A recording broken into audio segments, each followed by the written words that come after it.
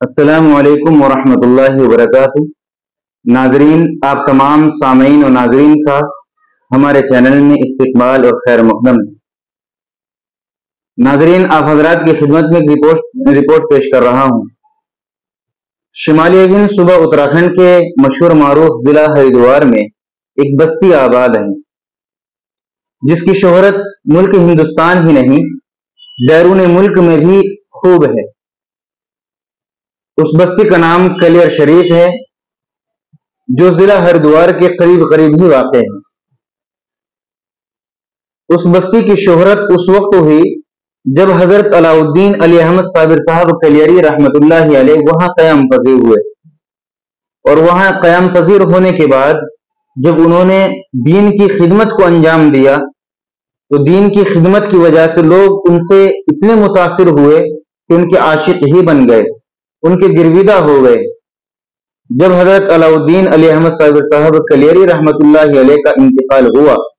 تو پھر لوگوں نے ان کے عشق اور محبت میں ان کا آستانہ بنا دیا، ان کا مزار بنا دیا، اور دیکھتے ہی دیکھتے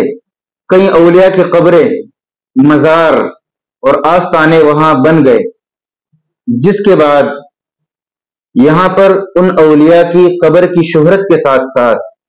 بدقسمتی سے بدعات اور رسومات کا چلن شروع ہو گیا، خرافات جنم لینے لگی۔ حضرت صابر صاحب رحمت اللہ علیہ کی وجہ سے اس بستی کو ایسی شہرت ہوئی، ایسی شہرت ملی کہ زائرین کی شکل میں لوگوں کی کثرت ہوتی گئی اور وہ بستی بدعات اور خرافات کا گہوارہ بنتی چلی گئی۔ ہر طرف بدعات اور رسومات جاری ہو گئی، ہر طرف بدعتوں کا، خرافات کا رواج ہو گیا، جس سے اہل علم کو یہ یقین ہو گیا کہ عوام کو شرک اور بدعات میں مبتلا کرنے والے لوگ اور سادہ لوہ انسان کے، سادہ لوہ عوام کو اور ان کے ایمان کو خطرے میں ڈالنے والے حضرت صابر صاحب رحمت اللہ علیہ کے کردار کو داغدار اور بدنام کرنے کی کوشش کر رہے ہیں۔ حضرات گرامی قدر، بدعات و خرافات اور رسومات کے انہی حالات کے پیش نظر اور دور جدید کے ابھرتے فتنوں کی روک تھام کے لیے، ان کا سدباب کرنے کے لیے کلیر علاقے کی اور آس پاس کی ایک فعال اور متحرک شخصیت حافظ ممتاز عالم صاحب حفظہ اللہ نے جامعہ اسلامیہ عربیہ شمس العلوم کے نام سے علم دین سکھانے اور سمجھانے کے لیے ایک چھوٹا سا پودا لگایا تھا، جو الحمدللہ اب ایک سایہ دار درخت کی شکل اختیار کر کے اپنے فیض کو ملک کے اندر عام کر رہا ہے، اور اس ادارے کو اکابر علماء دیوبند کی سرپرستی حاصل ہے اور اکابر ہی کی زیر نگرانی خدمات انجام دے رہا ہے۔